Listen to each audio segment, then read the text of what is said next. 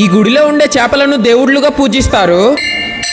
Hi అండి, ఈ గుడి మన పాడేరు సమీపంలోనే ఉంది. పాడేరు నుంచి 13 కిలోమీటర్లు అయితే ఉంటుంది. నేను ఈ గుడికి వెళ్ళిన ప్రతిసారి మత్స్య చేపల కోసం ఈ పప్పు శనగలు అయితే తీసుకుంటాను. ఇంకా గుడి లోపల వెళ్ళేసి శివుని యొక్క దర్శనం చేసుకున్నాము. శివుణ్ణి దర్శించుకొని మా ఫ్రెండ్స్ తో మత్స్య చేపల దగ్గర అయితే వెళ్తున్నాము. మత్స్య చేపలను చూడ్డానికి వెళ్ళేటప్పుడు ఒక చిన్న వంతెనను క్రాస్ చేయాల్సి ఉంటుంది. ఈ వంతెన కింద నుంచి నీళ్లు ప్రవహించకుండా అండర్ గ్రౌండ్ నుంచి నీళ్లు ప్రవహిస్తూ ఉంటుంది. చూడండి, ఈ వంతెన కిందనైతే చుక్క నీళ్లు కూడా కనపడదు, కానీ అక్కడ కనిపిస్తుంది కదా, అక్కడ నుంచి అయితే నీళ్లు అలా బయటకు వస్తూ ఉంటుంది. మత్స్య చేపలను దర్శించుకోవడానికి జనాలు అయితే ఎంతమంది ఉన్నారో చూడండి. మత్స్య చేపల కోసం తెచ్చుకున్న ఈ పప్పు శనగల్ని నీళ్ళల్లో వేసినప్పుడు చేపలు అయితే తెగ బయటకు వస్తున్నాయి. ఈ గుడి దగ్గరలో మంచి వ్యూ పాయింట్ అయితే ఉంది. వ్యూ పాయింట్ నుంచి మనం అలా నించొని చూస్తే శివుని యొక్క విగ్రహం భలే కనిపిస్తుంది. ఈ గుడికి వచ్చినప్పుడు చాలా పీస్ఫుల్ గా ఉంటుంది. ఈ మంత్ 25th నుంచి 27th వరకు మహాశివరాత్రి నాడు 3 రోజుల పాటు ఘనంగా పండగ జరుగుతుంది. ఒకసారి పండగని విజిట్ చేయండి, పండగ చాలా బాగా జరుపుతారు. ఈ ఆలయం యొక్క పూర్తి చరిత్ర నెక్స్ట్ వీడియోస్ లో చెప్తా. మన పేజీని ఫాలో చేసుకునే ఉండండి.